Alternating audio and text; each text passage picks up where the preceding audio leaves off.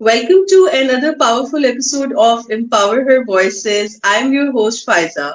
Today's conversation is all about how education can shape leaders, challenge societal norms, and create lasting change, especially for women and girls in Pakistan. And to dive into this crucial topic, we are honored to have with us a true pioneer in the field of education and a visionary leader, Taymur Mirza, who has redefined how learning is delivered in Pakistan.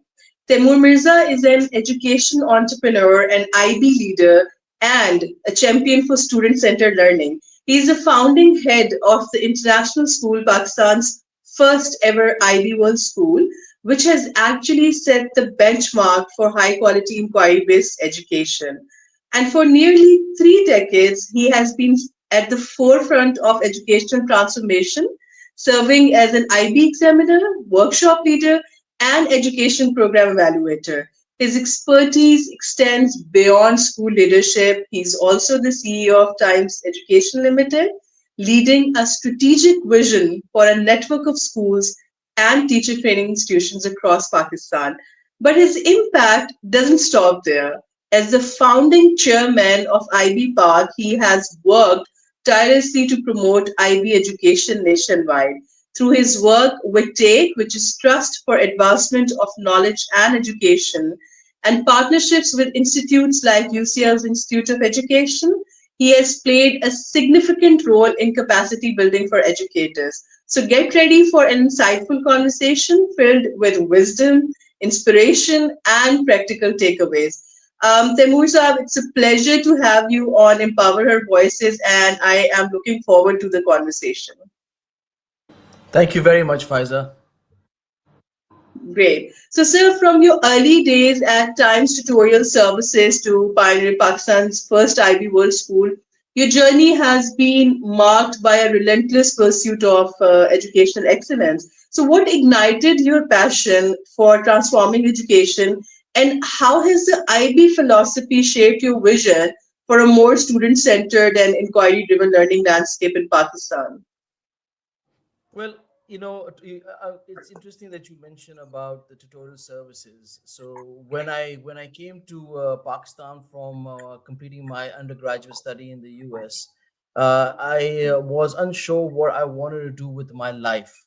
So as fate would Right. have it, I was then pushed on to giving tuitions to pass time till I thought about what would be my future, calling in life. Right. And in teaching children, and obviously my expertise and my is mathematics, so I used to teach mathematics and give tutorials to students of O levels, A level students, as well as some college going students, some tutorial services for mathematics, and that was the sure demand of tutorial services was an indication of what's happening. We raised the question in me, what's happening in schools that these children are seeking for these tutorial services outside of their intensive school, the commitments. Obviously, they go to school all day, and in the Hmm. afternoon, where they should be spending time in expanding their horizon and knowledge in doing some other activities besides academics,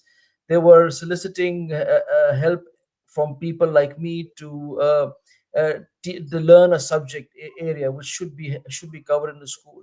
And from my interaction with these students, I also realized that they were very, very grade oriented. So basically, the parents as well as the students were extremely grade oriented. Now, Hmm. that's all well and good. Grades are important. Nobody will say that they are not important, but they are not the end and be all of one's life, career, as well as what defines who they are. As a matter of fact, in my time at university, I've come across studies where there was no correlation between being an A grade student and success in life. On the contrary, it's the other way around. Even, mediocre to average students were succeeding much more in life than with straight A students, obviously. So then that got me thinking: is what's wrong with the education system that Pakistan has to offer to the youth?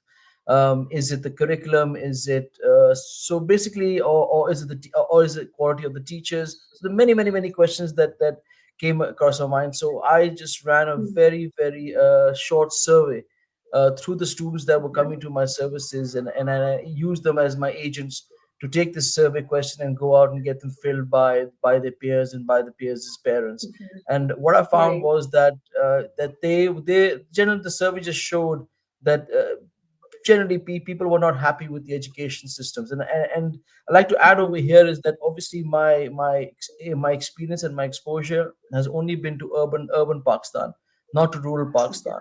So obviously they Right. here, one could argue that I was just the survey was very elite based, as defined. So there's elite base. Obviously, they were going to these good schools, renowned Hmm. schools, high paying schools that could Right. afford the tutorial services after hours. So it came Hmm. very clear. Even they were not getting the education. Even the ones who could afford it were not getting the education that they were seeking, or they wanted, or they perceived Hmm. as good education. So that what led me to the survey. The survey itself, then I started asking what could change or what could be different. And fortunately, because of my parents' relocation to Gulf, uh, Okay. put me as a student in an IB school, and my exposure there Hmm. to the IB school came. And so I thought, why not try and get IB education to Pakistan? The Hmm. philosophy is very different, the assessment model very different. IB, like you said very correctly, it's based on inquiry and research. So most True. students, and even then and now, there is a debate that IB does prepare you best for university and life. Now, the reason why, Hmm. so and even studies will show you that this is so is simply because True. when students go to university themselves, um, they are asked to do two things. One is write exams, Hmm. and other is to Right. write papers. The two components that they are heavily engaged in is writing papers and writing exams. Hmm. Now, IB itself, the way that's designed, the way that assessment is designed, the way that it's from the start to from the age 3 to 18, the way that Hmm. they're get the mind to think, ask questions, and then the skills to research to Yeah. find that answer is what Hmm. builds that skill to write papers successfully. So that's the one of the Hmm. reasons why, because it's not only examination based, it's also got a component about inquiry to research and to, for production of Okay. some sort of a paper. So that's one of Hmm. the reasons why it's debatable that IB does prepare you better for university, and it leads to a success at Hmm. university, because you already got the skill set at the True. True. point of True. entry, at the point Yes. of entry. Whereas other examination based only curriculums may make you stronger, and more Hmm. able in writing exams, but then they struggle at writing papers, because that's a very Hmm. creative thought process that goes into the start to the True. end of that paper. And the Hmm. research skills, obviously that's very heavy. Now when you Yes. move towards life itself, there are no exams in life. There's absolutely no True. exams in life. You might do exams Hmm. for some professional qualifications and all that, but life itself is all about solving problems, challenges that you come face to True. face with, and that requires that thought process, that inquiry, that to moving towards finding solutions, or so that entire um, uh, education itself has an element where it shapes the mind to think and to find Hmm. ways out from a certain situation. So that's some of the elements where the connectivity happens between IB itself and the university and life. So we brought IB education to Pakistan, and and so on and so forth. And it's very interesting. Is today we sit where we brought it to Karachi, but Sindh hasn't Hmm. grown as fast in IB as Punjab has. Punjab has just taken IB Hmm. with the storm, and IB schools are opening left, right, and center over there. And then there's another question that's arising is different people, different market, what's their understanding, and exactly what are they looking for in education. So it seems Hmm. like Hmm. the people, Pakistanis in living in Punjab itself, have understood what IB education, the value of education gives a child and give their children, and have started investing in the children for the future. That's a powerful insight that your journey and the impact of IG education in Pakistan. So, building in that, let's talk about how this approach has influenced opportunities for women and girls. So, as someone who has pioneered IB education in Pakistan, how have you personally seen the power of inquiry-based, student-centered approach transform opportunities for women and girls, and what key challenges do you believe are needed to break traditional barriers specifically and truly empower them as future leaders? So IB does not discriminate with gender. So it looks at both. So so the male and female are equal when it comes to IB education. There's no discrimination in gender. But what it does Right. make you do is to make you question and ask. So we live in a Okay. society where this element is not favorably looked upon. When you can start questioning about anything that you come across.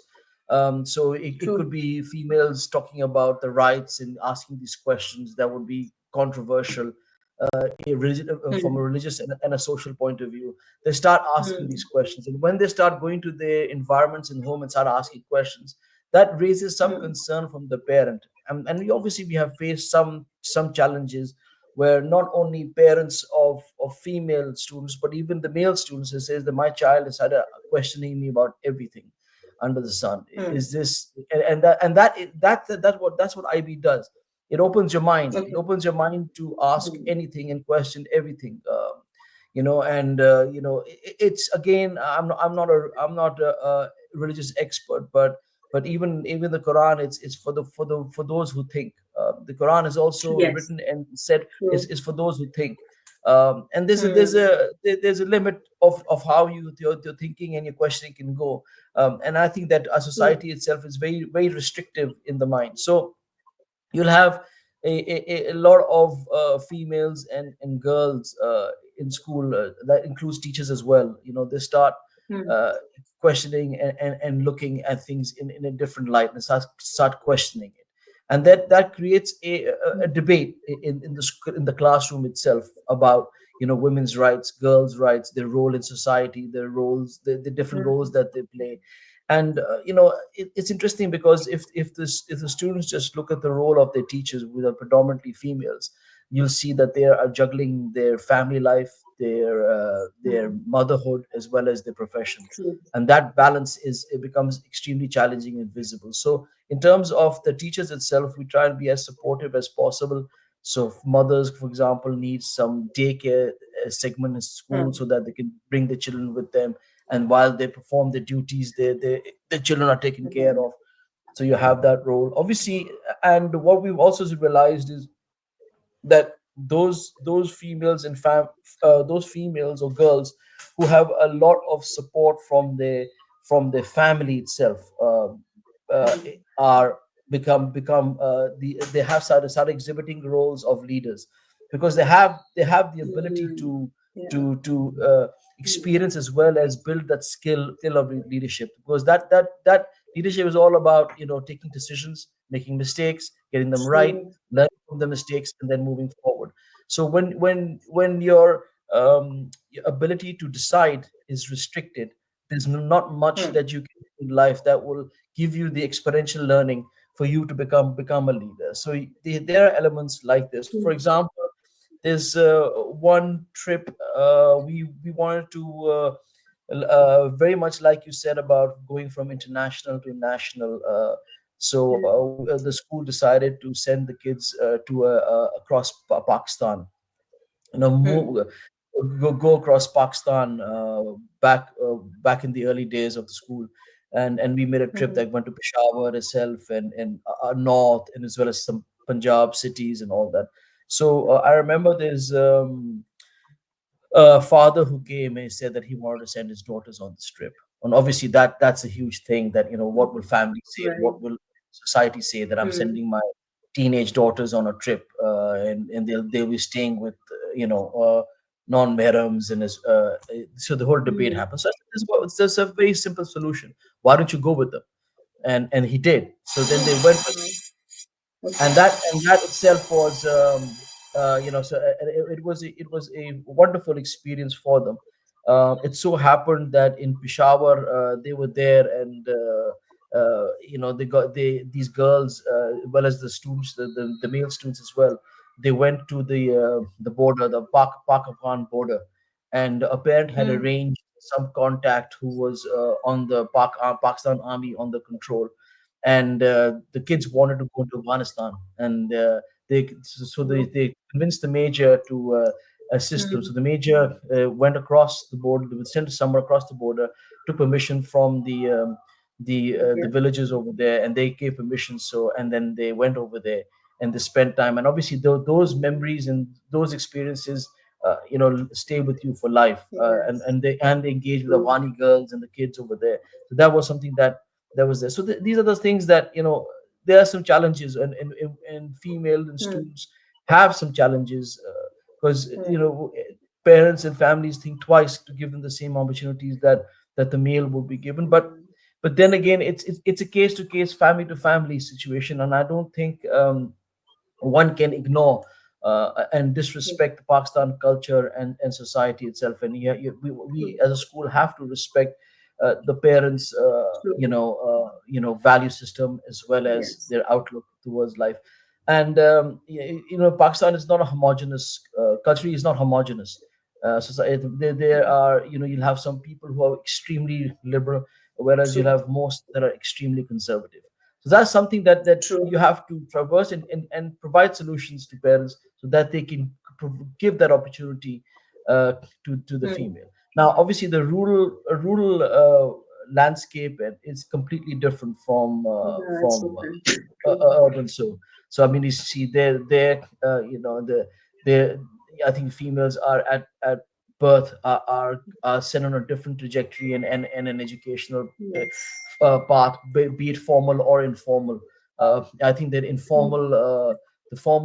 informal education is much more than the formal education, because obviously the girl Yes. starts learning from the mother about Hmm. the True. duties that they have to take care of the house, whereas the male obviously doesn't have that True. barrier towards formal education. So there's some differences as well over there, Hmm. and it's a patriarchal society. So obviously, even Yeah. the male student learns at a very early age that they control the decisions that the sisters will make, or and Hmm. and therefore they start, and it's only that, it's not only that, it becomes their duty. They're told that it's their duty to do that. So it's a very Yes. different landscape, and I haven't had much experience in that, but I'm sure other guests of yours could give you more insight in there. But from my little understanding, from serving as a IB educator here, is obviously we get travels and a little exposure to rural Pakistan, but not Hmm. to that great extent.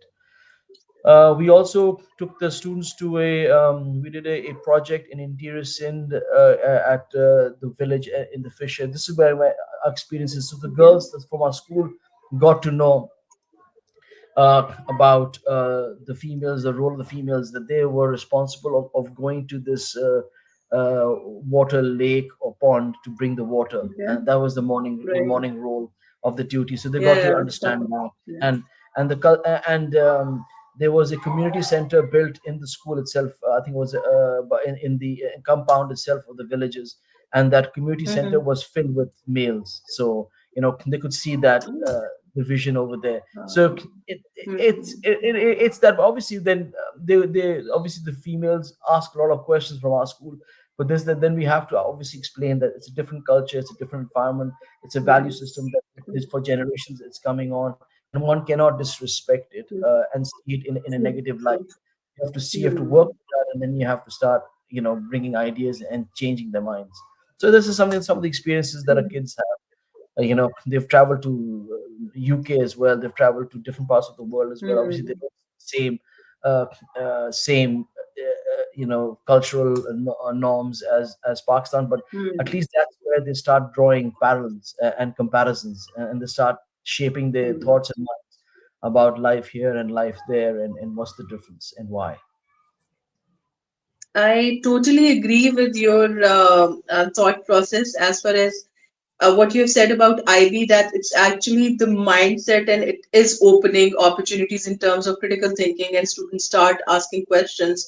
And about rural Pakistan, you're absolutely right.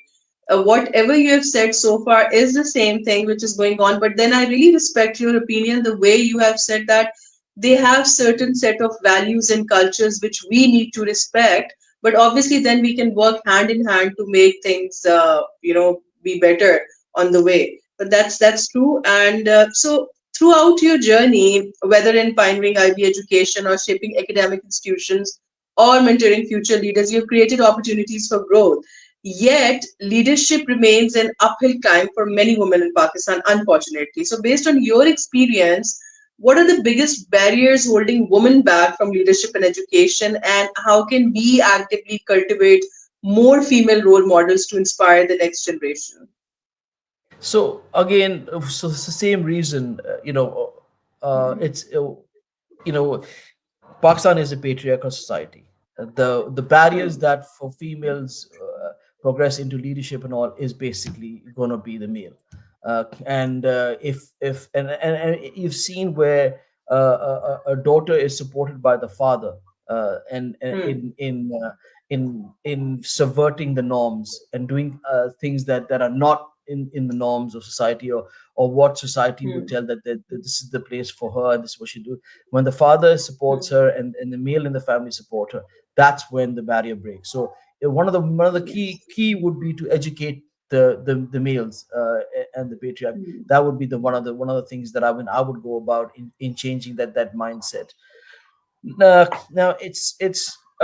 so fortunately, I mean, it's very fortunate that I grew up in a house where where my mother was a hardworking individual. So I mean, I've from birth I've been Hmm. exposed to that. So my mindset is a little different from the people over here.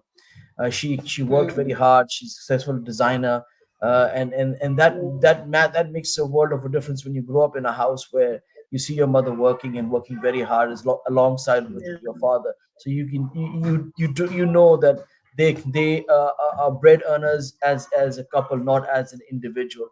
So then obviously that Hmm. but not every Pakistani child will have that luxury or Yeah. exposure at an early age. True. So that's one thing. So obviously it's the mindset, it's your exposure in life that changes it. Now, whereas maybe perhaps there be more cases like me in urban Pakistan, but there won't be as Hmm. many in rural Pakistan. So that becomes a world of a difference. The role in rural is going to be completely different. So I mean, how you change the mindset of men in rural Pakistan, which is the Yeah. large majority of our country, is a Yes. challenge for the policymakers, and the policymakers have to decide True. exactly how that education that has to reach out. And obviously, it's all good to say that to educate them, and how do you make them leaders, but there have to be opportunities as well. You can't Hmm.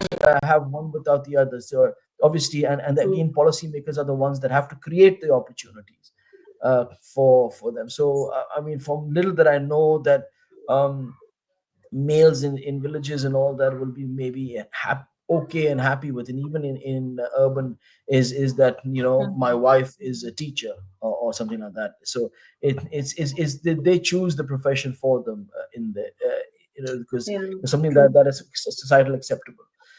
Yeah. But obviously, for being a teacher, that individual of Hmm.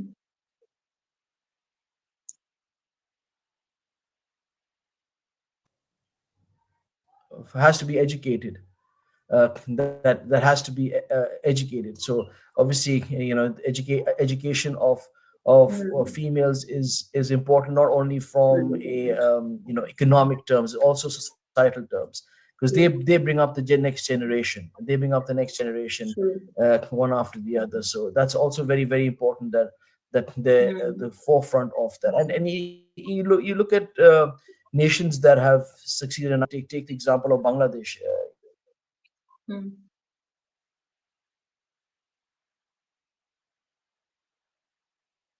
even in Grameen Bank, obviously started giving these loans, microfinance loans to females as a group, because they were more responsible and better ones that paid back. So these are some of the experiences and the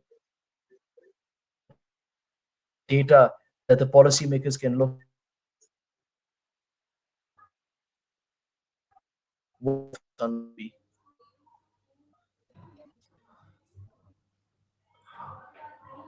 I guess there was a bit distortion. I missed what you said at the last. If you can just repeat that. You were giving the example of So Bangladesh, that how they have created opportunities. Bangladesh, yeah. So even from that I read that Grameen Bank micro loans they gave to communities and Okay. group of communities, and they found out that the women, the female were better loanees than males, because they took Okay. responsibility to, once they made a commitment, paid back. So there's that sense as well, and obviously any nation can't grow without educating the females. And so, Hmm. and obviously that's one of the ways that, I mean, I don't want to be narrowing it down, but some of the Hmm. leadership roles in education, if females start flooding it, I think that'll be good for Pakistan itself, because they start looking at educating the females of the nation, as well as trying to change the Yeah. mindset of the males, and then moving forward. So education is where it starts and ends. And I think for True. policymakers, for Pakistan itself, that would be the future. True, true. But so while government reforms are crucial, no doubt, but what personal responsibility as an individual do we have, those in positions of influence, may it be any field, bearing in closing this gap? So how can we actively create spaces where every girl, no matter her background, has the tools, mentorship, and confidence to rise as a leader? And it goes for every profession. Yeah. So when you want a national change or national effort, I think the Yeah, government has the logistical and the resources to reach out to make a true, national change. Individuals true. can make a very, very positive impact in society, but even their impact will be sort of limited to a certain circle. So, Hmm. leaving me aside, I think TCF is a great example. The Citizen Foundation and the schools Yes, that they are, true. it's a great example. They're making a fantastic impact. And currently, if you Hmm. look at the leadership of TCF, they're appealing to the government to take it as a model and make it nationwide. Because they also realize that, Right. look, at the end of the day, if you want to change the nation, you've got to get the government on Hmm. board. I think that's True. that's that's very, very essential. So, I mean, they reach out to more students than I would or IB does, but at the end of the day, that's the change they're making, and it's and they want to make go much bigger.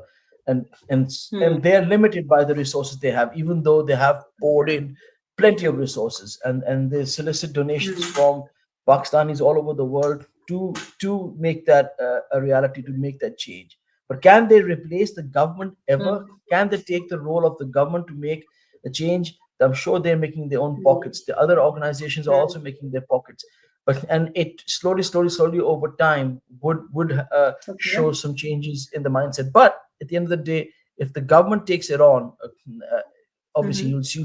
you'll see the change happening much faster in the mindset Yeah. of the people Yes, and as very well. much. So, Yes. one has to have a change. Then you have to get the government involved. That's very essential. True. True, true. Because of the I totally agree with you. Because yes, logistically and in terms of the facilities and impact, yes, they have a larger scale. They can actually reach out to every single area, may it be rural or urban. Yes, true, true, sir. So, sir, education is a powerful equalizer, but societal and structural barriers still exist, as you have already mentioned Yeah. and you have break it down. So, what is one piece of advice you would give to young girls or women who want to break barriers and lead with impact in education or beyond? See, that's a very interesting and a dangerous question, because you Mhm. don't want to create a disharmony in the family Yes, itself.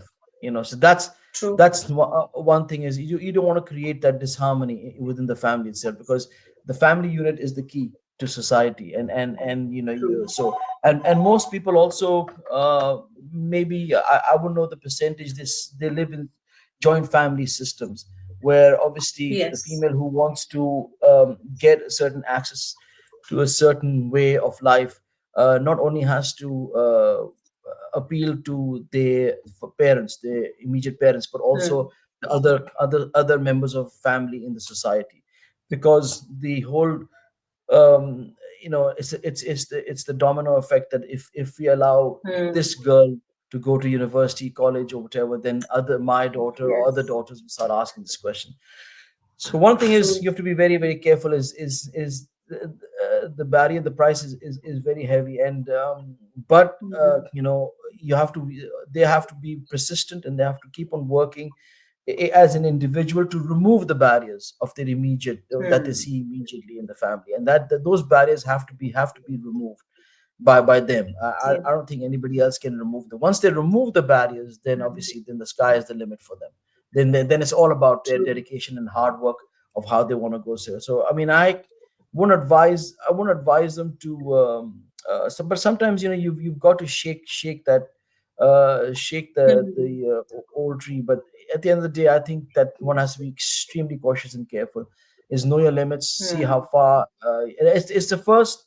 Actually, it's the first task as leader that they are Hmm. faced with, is overcoming their social Yes. barriers, the family barriers, and the cultural barriers. True. So if you can succeed in doing that, then you're on your way. Then you already gotten over the first leadership task that you had, and then it's obviously sky is the limit after that. So you have to be very careful. You Hmm. have to work with it. You have to idea get support. For change, you have to have the ideas there. Might be novel, simple as going to school or going to university, college. Have a discussions with people, build Hmm. a certain support group within your immediate, Yeah. for you to go forward. But if supposing that, even if the family is accepting to the fact that they've accepted to the decision and the role and the direction you've taken for your life. Obviously, then there's a matter of whether there is affordability and the resources. And this is where again the Yes. government comes in and other donor agencies come in, that would Hmm. provide a pathway for them to get educated, to educate, True. or move forward. uh, and obviously there's an element of that. Once they enter into, say, the workforce, or in society, where they start contributing, then there's some challenges that they have to face when it comes to Hmm. decision making. And obviously, if Hmm. it's a patriarchal society, it's a very male dominant. True. So there's going to be some sort Hmm. of, you have some sort of understanding of how to tackle these issues. Nothing is Hmm. impossible. Nothing cannot be overcome, but you True. have to have the right approach and strategies to tackle those. And that's extremely important for them to also understand. Is one is you don't want to start off by,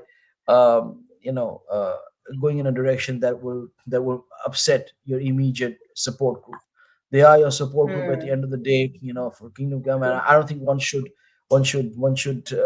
at the price of that, at the cost of that, do something. So and it's never too late. Last one is, it's never too late. So maybe what you wanted to achieve and do, Hmm. when you were with your parents, can be looked at when you're married, or if you're not married, and if not married, Hmm. then when the children have grown up. It's never too late to start, and to live your True. dream. So one has to just wait for the right time, and the right time, and the Hmm. right opportunity to then take it forward. So these are some of my thoughts True. on that. Yeah, it's never too late to start. That's a great message for young women looking to break barriers. And thank you, Tamursa, for sharing your journey and insights. And it's been an absolute pleasure having you on her Empower Her Voices. Thank you very much, Faisal. I wish you all the best with the future episodes, and I hope that by you creating this, more females and women see it, and males as well, and then they start changing the mindset, and then changing Pakistan for the better. Great, sir. Great. And to our audience, thank you so much, sir. To our audience, we hope this conversation has sparked new ideas and innovation and motivation for you. So stay tuned for our next episode of Empower Her Voices as we continue sharing stories that inspire change. Until then, take care and keep striving for impact. Thank you.